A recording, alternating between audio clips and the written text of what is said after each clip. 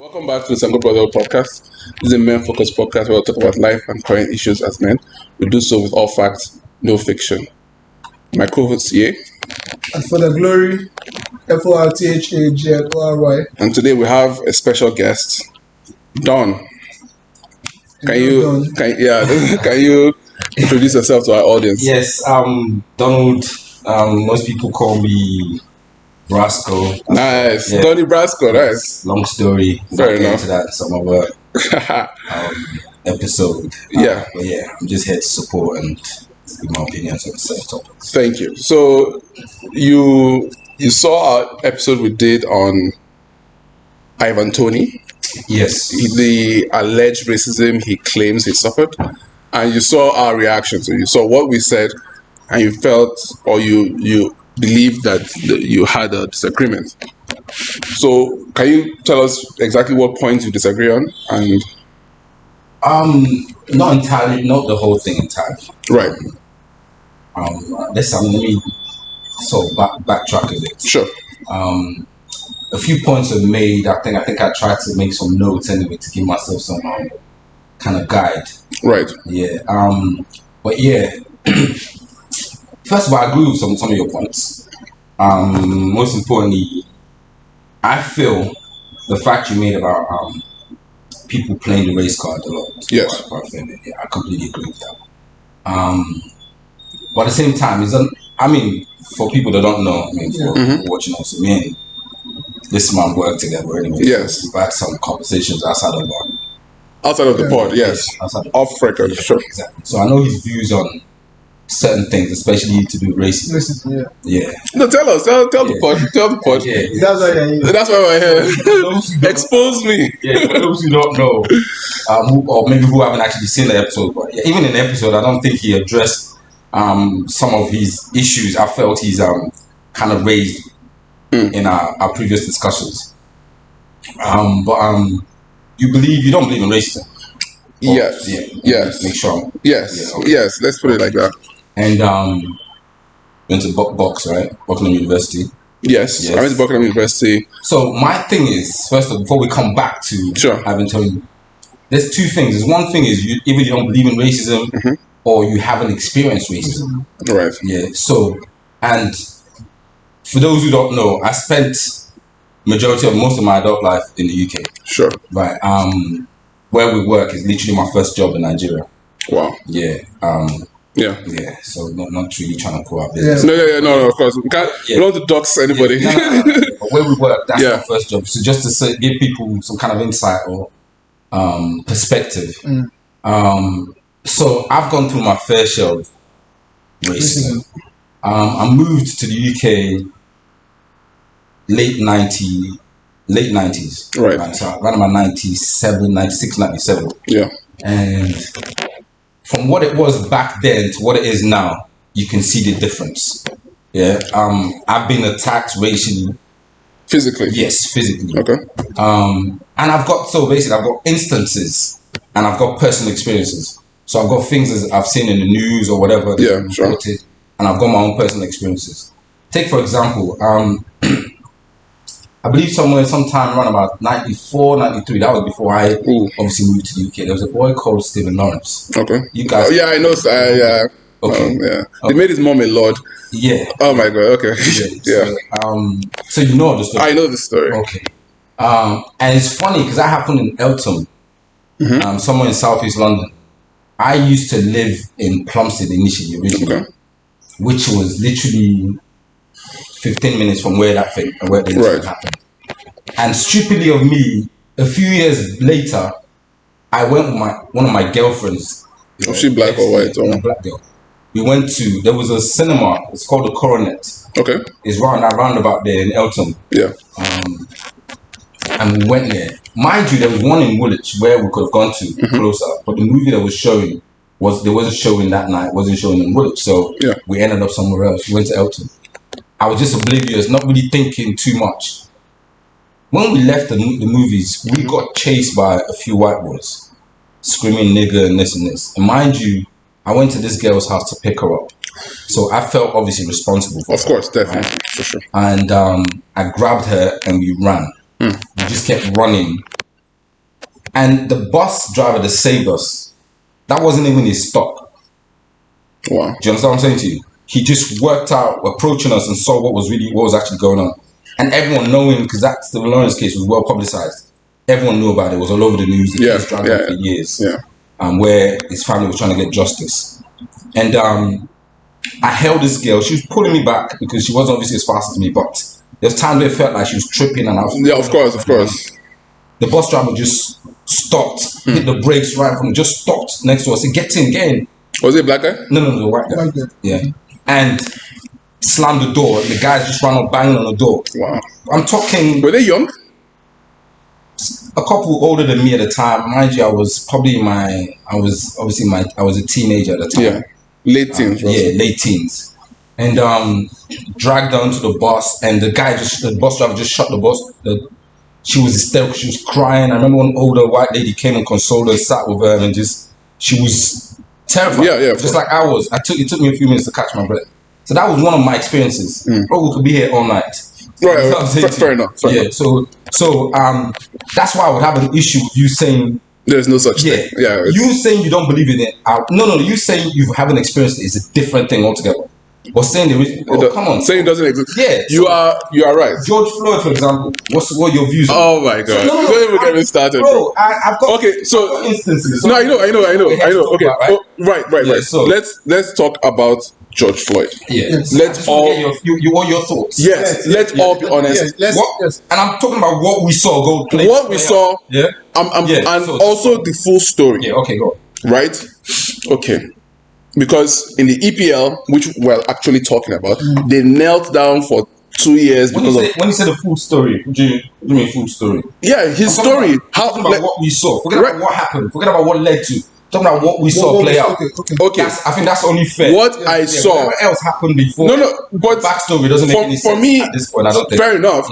But you have to understand who he is, right? Like the kind of person he is. You understand his history of going and robbing people and pointing guns at people, right? His history as a drug dealer, as a drug user, right? You're saying something. Okay, sorry, I'm not trying to cut you. No, for sure. Now you're talking about George Floyd history. Now you're talking about the history of the police officer. That's what I'm saying. The first thing they did was to find out that they used to work. Someone said they used to work at a club together. We're talking about day now. We're talking about the guy. Okay, fine. So let's look at because when you see a police officer who is acting unprofessionally, the first thing they do is to go to his record. Oh, he has a history of maybe bribery or excessive force. They'll bring it out for you to say that look. This person has been doing this thing. A, why is he still in a job? B, has he been disciplined? Right? That's the point. If I commit a crime, the first thing they ask is, have you been arrested or have you committed or convicted for a crime before? Because that will gauge how we're going to treat you if we find you guilty, how we're going to sentence you. If I have a history of prior criminal conduct, my sentence is going to be higher than someone who has no history of prior criminal conduct. So let's just look at the George Floyd situation. He went to a store, presented a counterfeit $20 bill, which is a federal crime. And it's a very common hustle of people, criminals, where they go and give you fake notes to collect real change.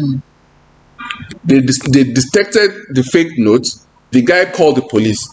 Police, come and help me. This man presented a fake note. Right? The police stopped him and said, how far? How are you doing? Right? His girlfriend, which is his ex, was telling the police that, sir, there's something wrong with him. Right?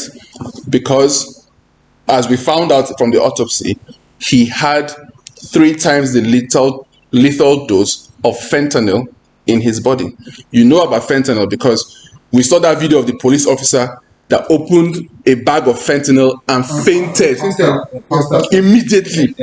But this guy has 3 times the lethal dose in his body. So he's a very strong person to be alive and functioning. Okay, we're placing you under arrest. They sat him down, cuffed him, asked him questions. Then you see the officer helping George Floyd to his feet. I said, okay, fine. come and take a ride with us. So they're trying to put him inside the car. He starts to struggle. I'm claustrophobic. He was, if you listen to what he was saying, a lot of it was not coherent to the situation. I ain't trying to win. I'm not that guy. I'm not that guy. I ain't trying to win. That's what he was saying. So he struggled. So the police brought him out of the car because he was very big, very strong. So they had to like bring him down and keep him. They called an ambulance. That ambulance come and take this guy so that we can restrain him, so that they can find out what is wrong with him mentally, physically, because that's what you do when you have an intoxication or a mental episode. You have to call ambulance. So they got him on the floor. What's his name? The officer that was kneeling down on him applied pressure around here, waiting for the ambulance to come. The whole time, George Floyd was talking, crying, shouting, "Mommy, mommy." Saying I can't breathe. I can't breathe. If you can't breathe, you won't talk for 8 minutes. That's what I thought. Because the placement of the knee did not cause asphyxiation. How do you know? No, because he can't talk. Did you see the medical reports? The medical report said on his last breath, telling you I can't breathe for 8 minutes. You're not just gonna stop breathing. Immediately. Yeah, I agree. So, bro, he was telling. Listen, if you can't breathe, you can still talk. Yes, you can talk to because you're fighting for your life. Yes, and you're saying. But if I'm asphyxiating you, you shouldn't be breathing and talking for 8 minutes. No, that's because you're fighting for your life. Thank you. So and you have that strength. Yes, and you're saying what did you say? You're saying he wasn't that strong. He is very strong. He is very strong. Bro, that guy was huge. He was 6'5" and like almost 300 pounds. He wasn't necessarily bigger than George Floyd. For you, I mean, George Floyd was that, okay. You're talking. Yeah, I'm saying George Floyd is strong. That's what I'm saying. But when the guy had it, bro, we've all seen the videos. Come on, all right. he had his knee on him, and it didn't look like the way the officer effort for the guy. The way the officer was balanced. The way the officer was balanced on his neck, right? If the officer was truly trying to choke him out, the way he was balanced, he would be dead. Am I talking to Mr. Ruckus? No. Wait. I'm saying that. Look, the knee placement on George Floyd was not on his neck. So okay, it was like somewhere here. What caused his death? The fentanyl, of course, overdose. Didn't have nothing to do with the. This is what happened. The fentanyl overdose and the stress caused him to have a cardiac arrest. Stress of what? Stress of the pressure that was being applied on him. Not cutting off his breath. That's the point. It was the stressful situation. But you know, like the knee on the neck. It wasn't on his neck. But continue. What was it? Here. That's why he can talk. Is that neck? That's your neck. But that's not your neck. But that's your neck. Trap is part of your neck. Like there's no way you can be comfortable. Because first of all, you're cuffed like this. Yeah. You have someone on your neck like this. Yeah, here. Come on. Yeah, that is death. Okay, fair enough. Okay, fine, whatever. But okay, so anyways, you're Mr. Boom Docs. People have called me Uncle Ruckus. Mr. Ruckus. I want Uncle Ruckus. Right. But Uncle Ruckus is the funniest character on the show. He's the most truthful character on the show. I watched all 4 seasons. Name one thing Ruckus lied about. The most truthful. What was the one thing? I'm actually thinking. I didn't think of it. No, that's fine. We'll deal with that some other time. Guys, we don't want to get sidetracked. No, we're not. Everything is connected. Don't worry, I'll tie it back. Guys, go on the Boondocks. Check every single thing Ruckus said and find out the one that is not true. The only thing that you can say is maybe he misquoted the owner of Cristal.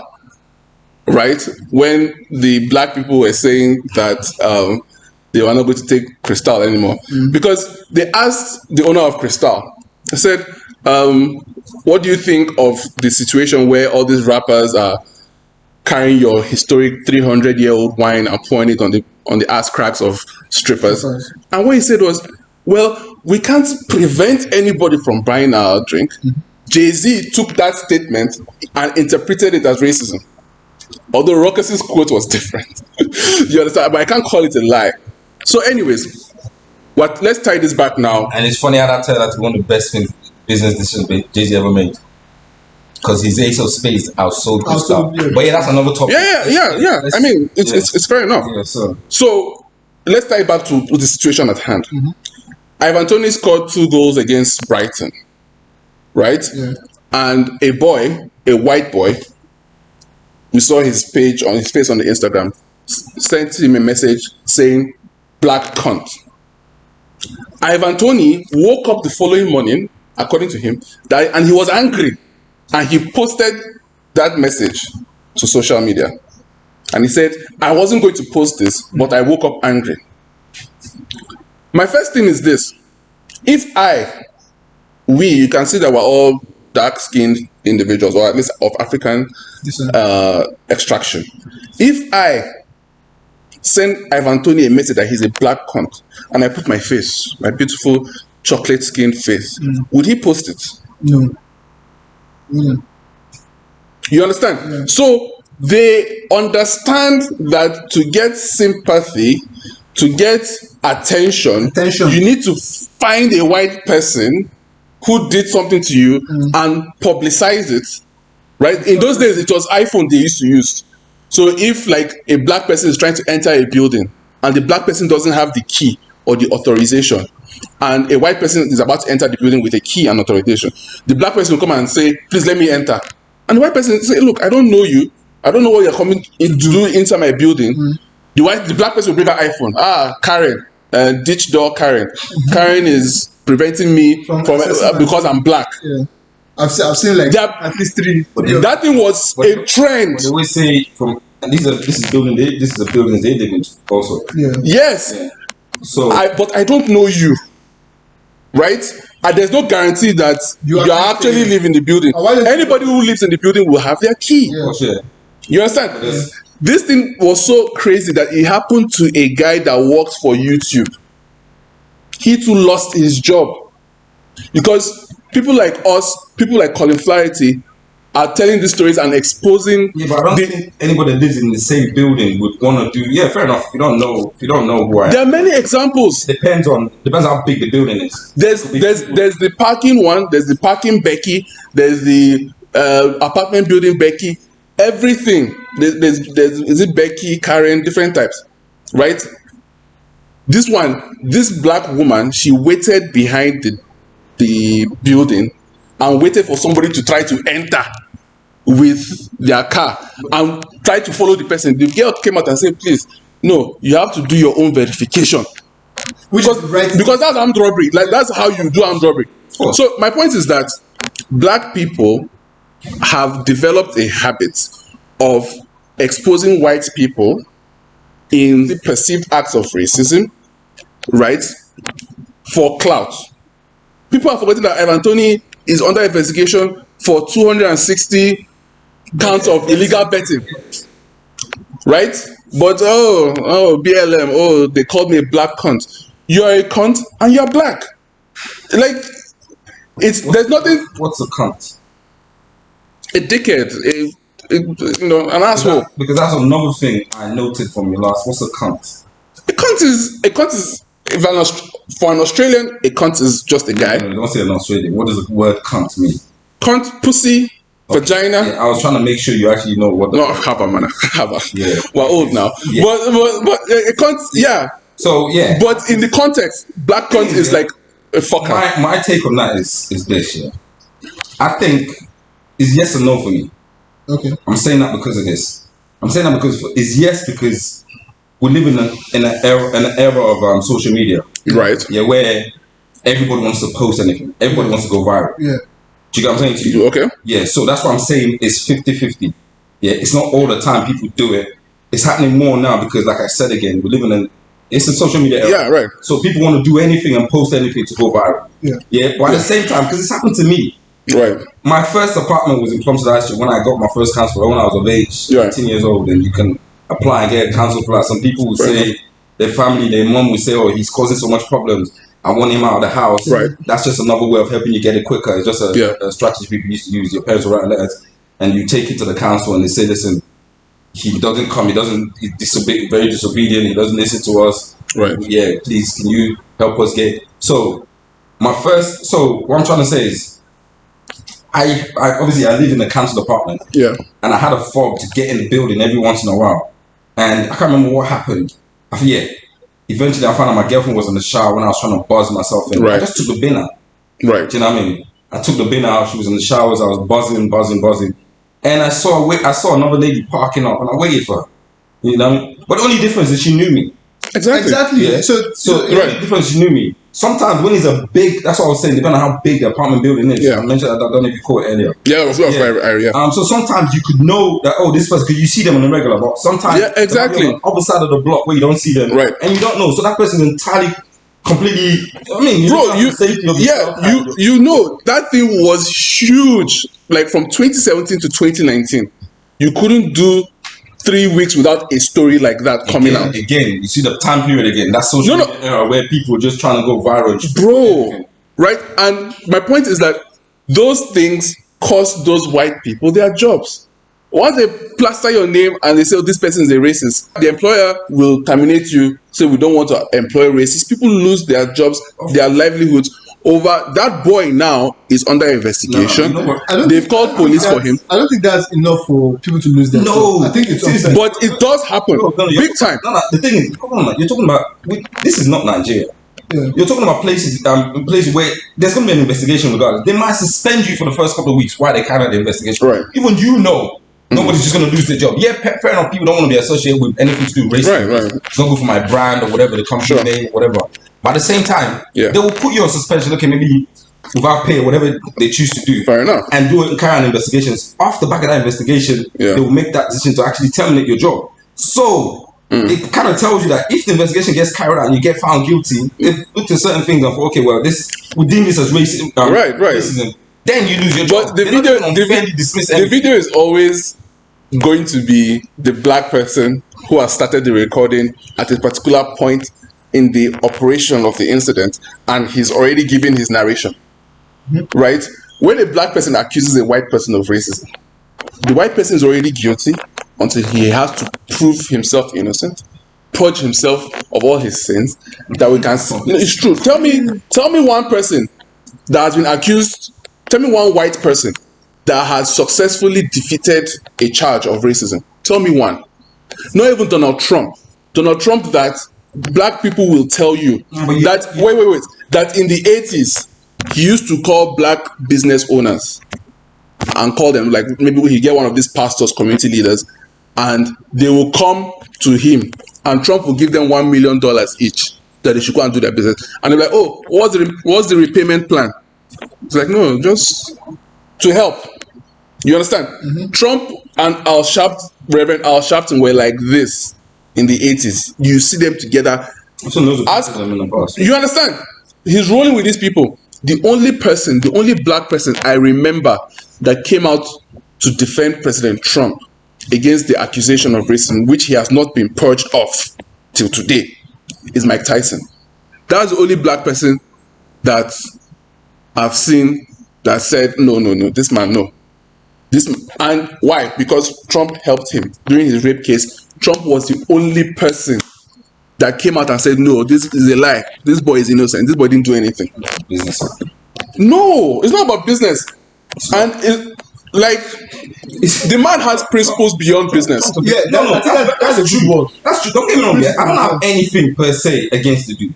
Right. Yeah, fair enough. He has his and he too has had his own fair share of accusations. He does, and the way he moves, I don't agree with. But that's my opinion. No. My point is that, even with all Trump's track record of everything, do you know that he tried to give black people $500 billion in 2020? He tried to. I don't know where he was going to steal the money from. Remember ASAP Rocky, when he went and got arrested in Sweden for not only ASAP Rocky, Kodak Black. He pardoned Kodak Black, pardoned Lil Wayne. But if you go and ask any black person now, go on the internet, they'll still tell that Trump is a racist. But recently, then Ball went to China. He's a professional basketball player. He went and was stealing glasses from Gucci store. Leangelo. I'm so sorry. I don't know the difference. One of the ball, they are all the same to me. They all look the same. I'm sorry. The one who was the thief, the one that went and stole. That one, Leangelo. I don't know the difference. They all look the same. I'm so sorry. Right? He has money. His father is rich. That statement. They all look the same. Don't they look the same? You see that? Don't they look the same? It's not like your white people that you. Oh my days! But they look the same. Uncle Ruckus. You know what? Oh my, like To be honest, they don't. But let's go. Yeah. Okay, put it like this. I don't know the difference. Yeah. How about that? Yeah. How about that? Okay. I don't know the difference between all of them. Anyways, your father has money. Your father has a store where they are selling your sneakers, your branded sneakers for $1,000. This boy goes to China while Trump is there, Still the pair of sunglasses. fighting with President Xi, goes to a Gucci store and steals Gucci glasses. If you steal in China, it's 10 years minimum. Nah, Trump did amazing. No. If you steal in China, it's 10 years. They already arrested you. Say, Baba, you're already going. In America, if you steal in America, if you steal a pair of Gucci glasses in America, the first thing they ask you is how much is the glasses? If it's less than $900, go away. It's not a theft. It's a misdemeanor. It's offensive touching. China is different. Exactly. So President Trump used his weight, used his leverage, used his tariffs to fight for this boy. They had to force him to thank Trump. What's his name? ASAP did not thank Trump till today. President Trump used American diplomatic and military and economic warfare to get ASAP out of prison, because people were like, oh, why don't they release him? Why don't they release him on bail? In Sweden, there's nothing like bail. In Europe, there's nothing like bail. That's why Andrew Tate stayed in prison for 3 months. Yeah. Without going to court. If they arrest you for something, they will hold you until they finish whatever they are doing. Then they'll take you to court and you'll be fine. There's nothing like bail. So even now, he's still under house arrest. Yeah. So it's not like he's free. ASAP? No, Tate. But I'm talking about the European system. The European system is not common law, right? It's civil law. So if you are arrested for something, we'll hold you and we keep you until whatever. That boy was facing 10 years. Trump brought him back to the country. What's his name? ASAP. Till today, he's a nigger now, so he can't be thanking the white man for helping him. I mean, that's no. He says, is it not? That's his. I mean, his own man. You're gonna have to see him and ask him. No, fair enough. But I'm saying that I don't think that justifies anything. Justifies what? Your whole racism stuff. What is it? Isn't that where you go with this? No. What I'm saying is that black people, right? They have a way of exploiting race to their advantage. And what I see from most white people is, look, we want to help you. Right? Marianne Williamson promised black people 100 billion. She said she would give Oprah the money to give all the black people. California said, look, let's give every black person $5 million. Trump said, let's give black people 500 billion. Every white person, right? Obama, what was the percentage of white votes for Obama? Was not over 80%. Almost, I think it was even 90%. Everybody, look, if these black people will take this Obama as president and they'll stop crying and posting our pictures on social media and saying that we're racist, maybe to cure everything. They've given black people white schools, white women, white jobs. Gave them white women. Of course, integration. What integration was mostly about the right of access to white women. Let's all be honest together. Anyways, the civil rights movement. That's what made us so great. No, it didn't make us great. It didn't make us great at all. It was chock full of anti-whiteism. The white race was already giving access at a pace that was comfortable with turning stuff over that we made and we built to other groups of people, including the rights in the countries that we created. That's very nice of us. You're welcome. You're welcome. Well, I think we've got loads of episodes to cover. Go. What? It's true. Right. There's a book called Soul on Ice. He explains it. What's his name? Eldridge Cleaver. Yes, Eldridge Cleaver. He explains it in Soul on Ice. Man with an opinion, but go on. Yeah. So what I'm saying is that despite all this, there is still an abject hostility, an abject hatred that blacks have for whites. Right? If you look at interracial crime, it's unfortunate that you had that kind of experience, right? And obviously that was from a really, I would say a different time, right? And so for a few more examples. Fair enough. But what I'm saying is that if you look at interracial crime, 93% in America, I don't know about the UK, 93% of all interracial crime is black on white. By the time you even go to the Asians, it's like, come on, it's more than 93%. Think about it. When was the last time you heard of a black person in America being robbed by a white person? It's not even, would you even laugh? That, oh, you let a white boy rob you, like, jack your shit? It's like, it doesn't even make sense. It's not. So when you now go to things like rape, it's like 20,000 to 1. The situation where I call you a black cunt on social media, right? I haven't given my views on that. But no, fair enough. We'll go back to that. Right? I'm white. You come out and bring it out and ruin my life, tarnish my reputation forever.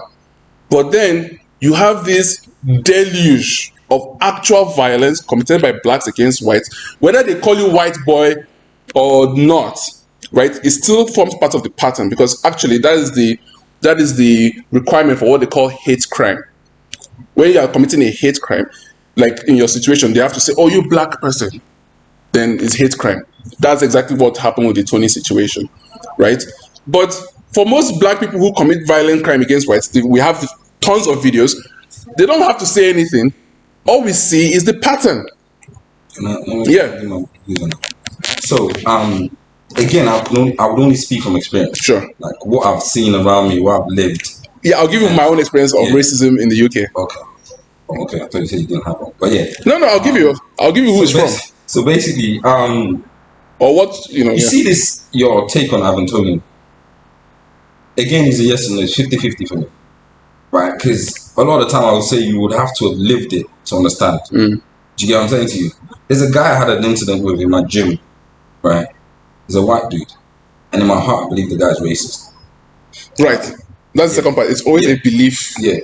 I mean, you could say, fair enough. Yeah, but in my heart, I believe he's racist, because I believe I've encountered a fair few to be able to, I think, gauge pretty much gauge it and know that gauge the vibe. Yes, I'm telling you, seriously. But what can I just say before you continue? I'm so sorry, very quickly, that I sent that video now. That girl on TikTok, right?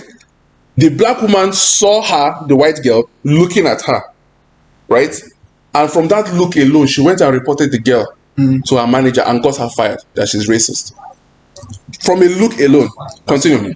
So like I was saying, so me and this guy is weird, because let me give you a little backstory. I'm in a gym. This dude walks in, it's a white dude. I think he works at ECOWAS or something. Oh, nice. Yeah, I think so. I'm not sure, but yeah, in Nigeria. Yeah. Oh, wow. One of those. The gym I use. Oh yeah. Stratton Hotel gym.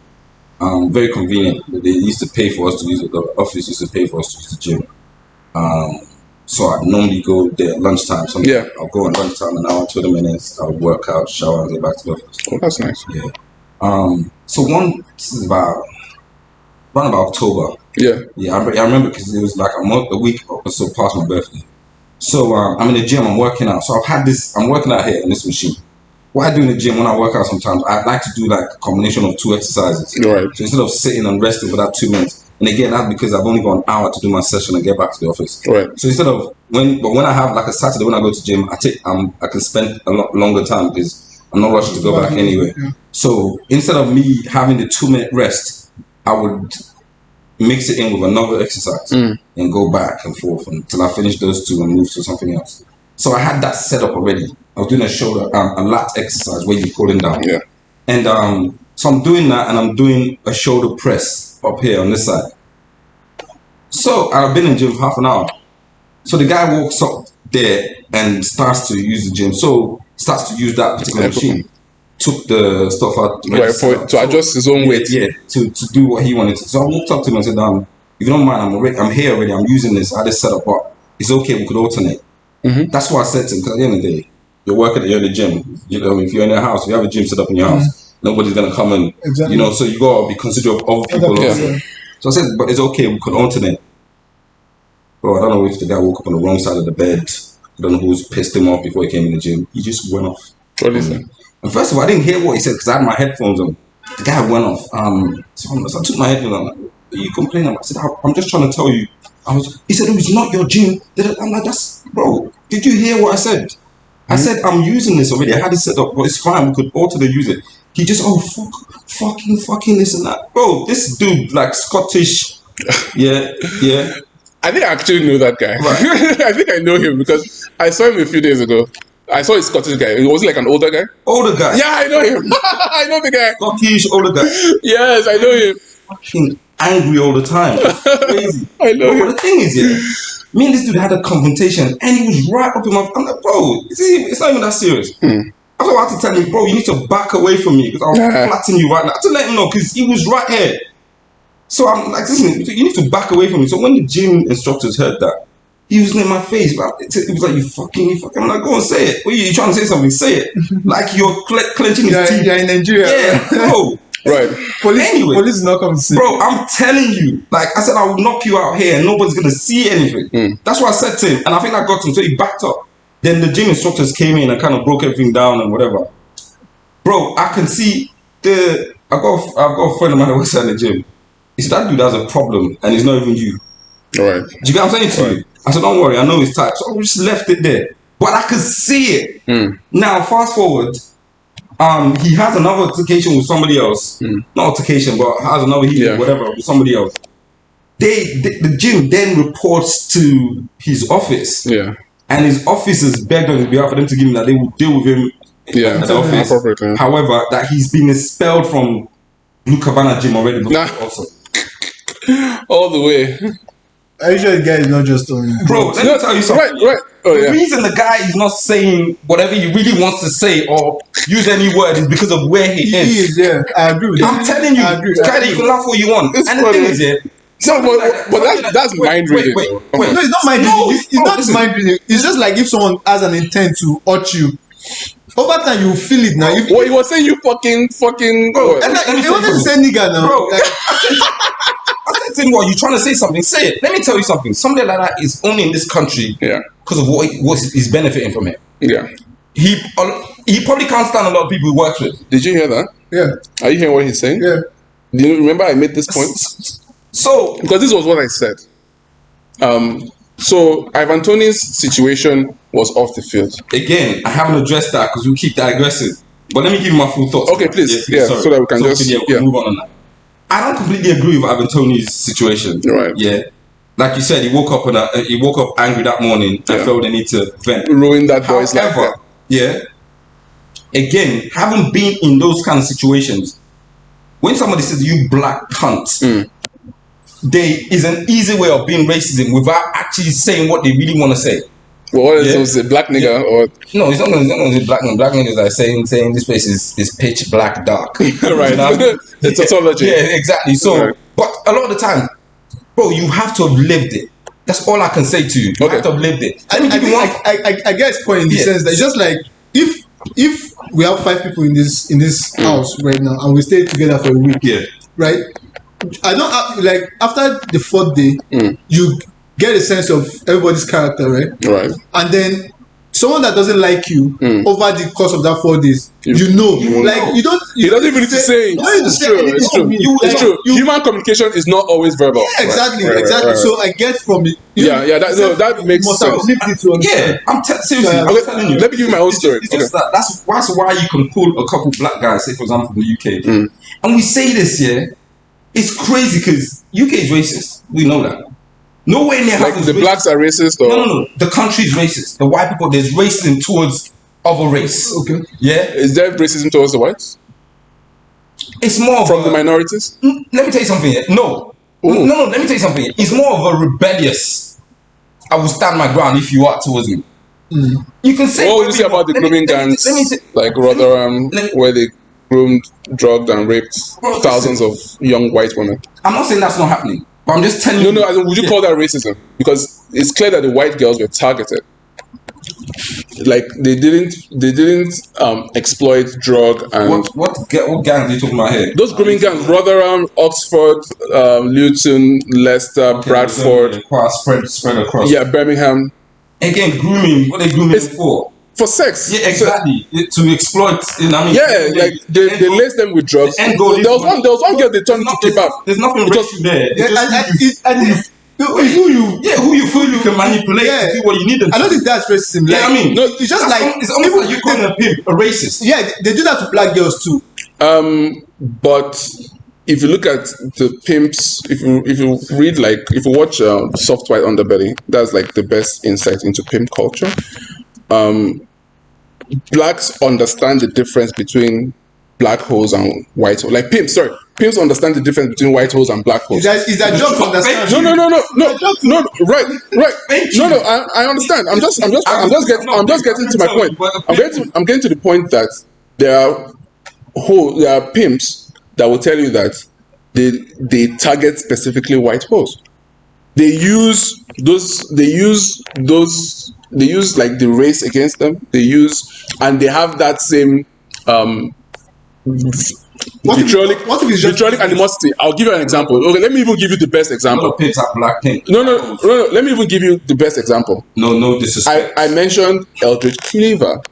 Eldridge Cleaver was a Black Panther, type of insurrectionary, revolutionary type of guy. He says that he raped white women because he saw it as an insurrectionary act to bring consternation to the white man. Truly, that is what all interracial relationships are, where you see a black man going and dating white. It's like subtext in America, at least. But we'll get to that. That's a different episode. I'm sorry. But what he said, these people don't meet each other and fall in love. Yeah, go on. Don't worry. Come on, we discussed it. This is like 400 years of evolutionary behavior. But I'll tell you. Anyways, so the guy said that he targeted white women. He targeted white women for rape because he saw it as a way of getting back at the white man. However, Eldridge Cleaver talks about for practice. When he was practicing how to rape very well, obviously he only stays in the black neighborhood, so it's only black girls he could rape. But the reason he was raping the black girls was so that he can hone his raping skills and go across this book where this guy is talking about his hostility for the white man, which he enacts by raping white women, is required reading for any university and secondary school student in America. There are generations of people who had to go and read this book, Soul on Ice. Why? Like it's the same way you read Bottled Leopard or Without a Silver Spoon. It's part of the curriculum. Yeah. It's part of the curriculum. Why they make it part of the curriculum? I don't know. I don't know. Right? So how do you want to put anyone through that? Yeah, but like there's this thing, think about it, there's this thing of like, we don't have enough black actors, right? In movies, we don't have enough black directors, we don't have enough black producers, we don't have enough black people hosting the Oscars. When a black person hosted the Oscars, 2 black people started fighting on stage.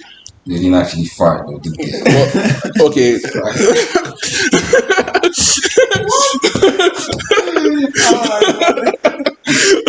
That was clearly what they were hoping for. It didn't happen.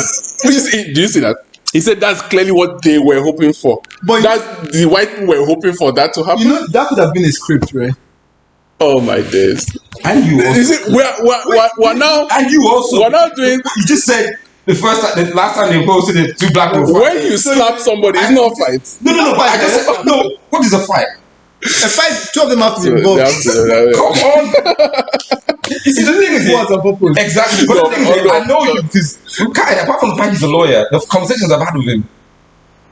When you're talking to someone like this, you have to pretty much justify anything. So you can't come here and just throw things out there and expect me not to pick up on them. Okay. There was black violence on stage. There was no black violence. Was there violence on stage? Yes, there was. Was there a black person that did it? Yes. Who was the victim of the violence? The black man. Thank you very much. Black violence. Anyways, my point is that the oversight or the decision to include a book like Soul on Ice as required reading, for me, is part of that push to promote black actors, to promote black culture, black artists. Think about it. Why does a black entertainment television exist? To promote black. Very, very good. Do you know that There's Black National Association of Black Judges, Black teachers, Black journalists, Black firemen, Black police officers, Black everything, right? But you cannot have even a common white student union. You can't have it in America. But I think that's wrong because first of all, it's their country. Who's that? Like the white people, America. Yes. It's a country, and blacks, Asians, and the rest are just visitors. They are. Yes. It's just like people coming to Nigeria now. Thank you. Like let's say in the next 100 years, for example. Right.